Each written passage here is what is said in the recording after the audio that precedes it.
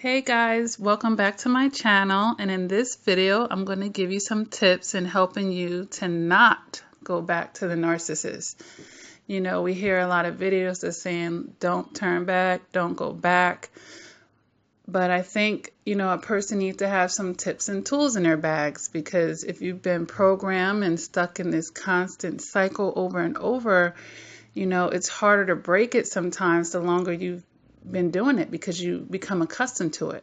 This is often why, women in domestic violence situations, they go back to their partner over and over. They become desensitized, and it becomes a habit, a toxic, traumatic one, but nonetheless it's still a habit that's being formed. Okay. And then more healthier people looking from the outside that aren't in that ruck and aren't stuck in that cycle are like, oh my gosh, how is she going back? But it's become a habit, and what that person has become used to. And the more times you go through the cycle, sometimes the less hardship may begin to feel. And that's why we get even more comfortable in the lies and making excuses for the other person. All right, but let me go ahead and get to the list. Usually a list has 10, but my list has 11, so I guess we got a bonus one on here, okay? But I just couldn't leave it out, so let's go ahead and jump into the list. All right, number 1, I have accept reality. Yes. Just as the narcissists, they have their own denials and illusions, and that's a whole separate video. But oftentimes, we're wearing those rosy colored glasses, and we aren't always seeing things clearly for what they are, and understanding that, it's not love that's going on, it's dysfunction, and understanding that this person never loved you and they never will. And understanding that this person will never be able to give you the love, the care, the respect, the honesty, the loyalty that you truly deserve. So we really have to accept those realities. And once we do, it can become easier to break away and get out of that cycle, because we're accepting that it's not what we thought it was, All right. Number 2. I have write a pro and a cons list, and then travel with it. I actually, everything on my list, I've done this. I'm just going to go ahead and disclose that. But yes, this was very helpful to me one day, because what I would do, let me tell you why I had to write this list.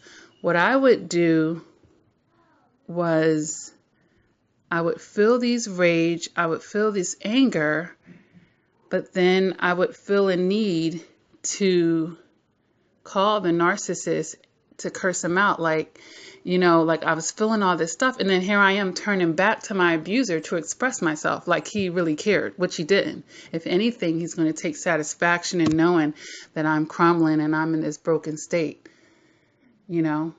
But so many times early on, I felt like I needed to give him a piece of my mind, like, this is how crappy you're making me feel like now, or that's really effed up, But it really doesn't help anything, because as we all know, the narcissist doesn't really care. And if anything, is giving them a fuel of knowing that they were able to break you down and etc.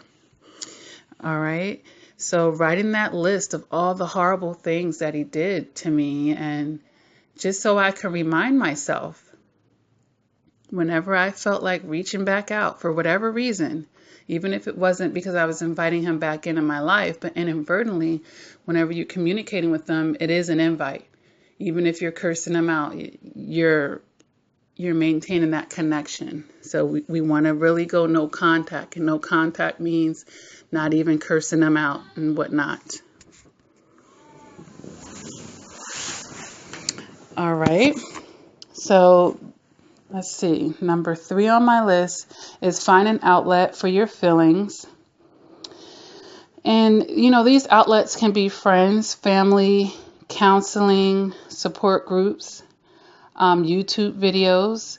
they're outlets for your feelings because you can get some kind of validation. We all know that the narcissist doesn't like to validate our feelings. If anything, they like to deny it and then maybe even mask those feelings as their own. Like if you say you're hurt, no, they're the ones that's hurt because you're really the horrible person. You know what I mean? They like to twist and turn the tables on you most of the time so that they will be victimized, of course, because they don't want to be the bad guy ever, even when they are. But, it's very helpful to find an outlet for your feelings because when you pen things down and bottle things up inside of you, one day, that's going to turn into some type of anxiety.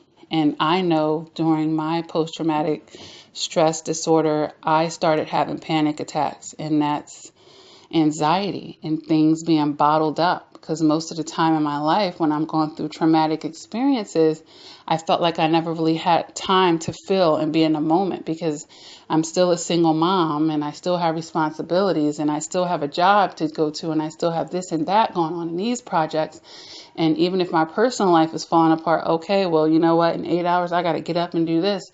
So I never really felt like I had time to feel things. And even when I went through my divorce, it was years later that I really started to feel things. So, and for me personally, that stems from something else that happened in my childhood that, I won't get into in this video. But, everything did make sense to me eventually. But you need to validate yourself because sometimes the narcissist might try to find a way to make you feel crazy. Like you're over exaggerating something, like they really weren't that bad when they really were. And this is a part of, excuse my French, the mind fuck. All right. So it's very important to, get around or create a support system for yourself, even if you have to go to private therapy, and if it goes, and I actually highly recommend that. I highly recommend that for all survivors to get a good therapist or, counselor and talk about this situation and, just get into your life, period. And they may be able to help you make things come full circle if you haven't already been able to do so. All right, so let's go on number 4. And I have blocked the narcissist from your phone, from your social media, from your email. Change your phone number if you have to. Just really cut those ties. Don't leave a crack of anything open because you may not be strong enough to receive those messages and not open them or reply to them. Or, the voicemails, even when you're not answering the phone. So, you may be a little raw at first and it's, I'm going to admit, it's easier for them to probably suck you back in early on. But the longer you're away from them, usually the stronger you tend to get in being able to stay away. So sometimes you may have to change your phone number, and that may be a hit to you because you've had this number for X amount of years. But, technology has come far as well. You can put that number usually on a block list. You could block them from incoming calls. You can block them from text messaging. So, sometimes changing your number may not have to be the route in 2018, but if it is, consider it a small price to pay in aiding yourself in healing, okay? Number 5, I have get busy living and not moping around. And the reason why I'm going to say this is because, sometimes when we go through traumatic experiences, it can really throw us in a depression. But it doesn't help our depression to wallow in it. Even, and I know because I've suffered from depression here and there in my life. But during the times when I didn't want to get out of bed, when I just laid there and soaked in it, that didn't make me feel better. But getting up and moving on with my life did. So, we all may need a day here and there, but it should never be in excess. If you see a pattern of it becoming excess, that is certainly a red flag and you need an intervention. Get up, take a shower. Ladies, powder your face. Get your hair done, take care of yourself. Take care of yourself and maintain your life. And it may be hard. It may be hard when you feel like you're falling apart on the inside, but sitting around and, becoming a hermit and whatnot is just really not going to help you in moving forward and maintaining your balance. Now is the time to put yourself first, put yourself in the forefront. If you notice, when you were with the narcissist, you were putting them first and putting them in the forefront. Okay? Think about what your goals are. Do you have a bucket list, places you want to travel to, or hobbies and interests that you want to get into now that the narcissist isn't sucking up all your time? Start getting into that. If you have some type of creativity or just something fun that you want to do for yourself, pampering yourself, hey, go ahead and do it. All right. All right. Number 6 I have here is exercise. And, this kind of ties in with the depression. If you didn't know, when we exercise, we release feel-good hormones. So, I know personally, a lot of times I may drag into the gym, but I'm skipping out of it. I always feel better after I work out. So, maybe this could work for you as well. In worst case scenario, you're getting a more banging body and you're keeping your health up and you're going to have this glow. So it's not going to hurt you. It is certainly not going to hurt you. You sweat out toxins and you feel great. All right. Number 7, I have, declutter your home. Declutter your home of the narcissist things and pictures.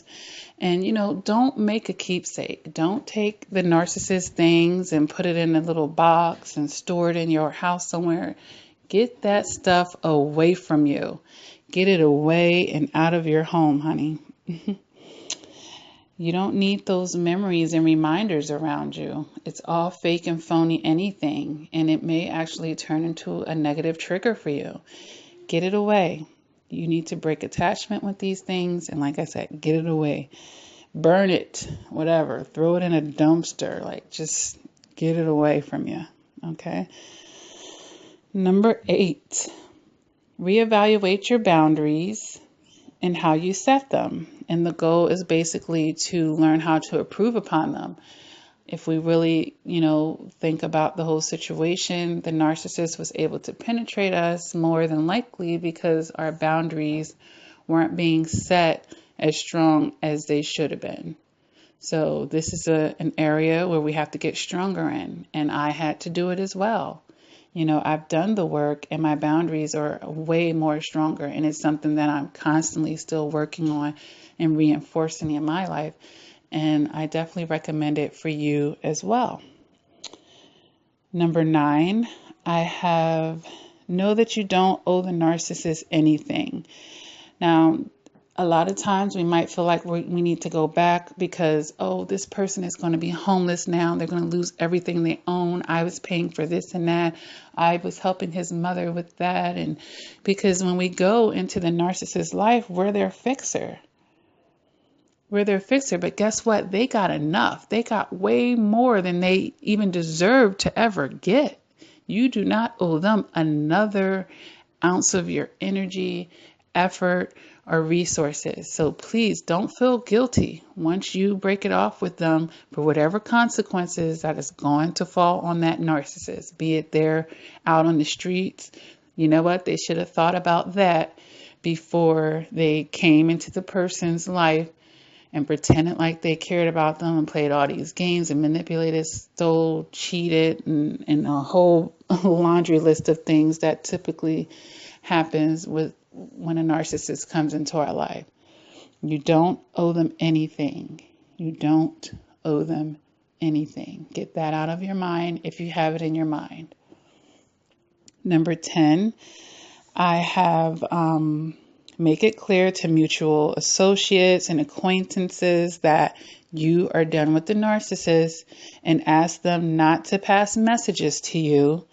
And if you have to, you're going to have to cut them off too if they cannot respect your wishes.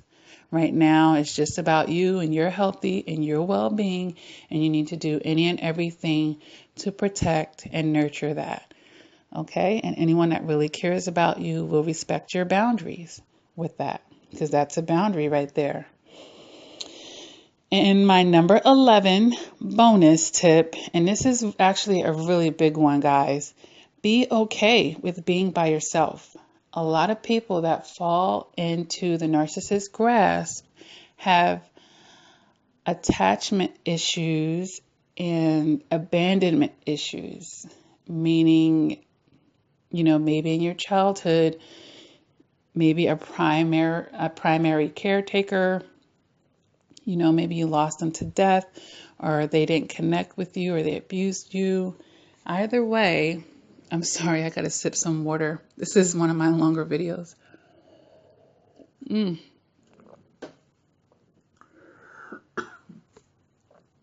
Excuse me. Either way,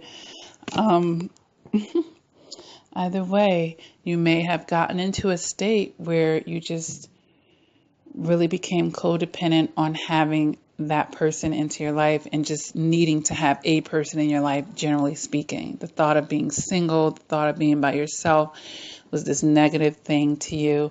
We need to break out of that, because when we're in that state, that can make a person behave desperately. That can make a person become clingy, and then, toxic type of personalities like the narcissist, they see this and they use it to exploit you because they know you don't want to be by yourself. Then you'll end up tolerating more and lowering your boundaries and your standards just to try to keep this person around because you don't want to be alone. But you're never alone if you have yourself. That's the whole thing that a lot of people don't think about. You will always have yourself. You need to be your own best friend. You need to. You have so much just within yourself to tap into if you haven't. So much happiness that you can have just with your own company. And if you can't be happy in your own company, it means that you still have some more work to do with yourself.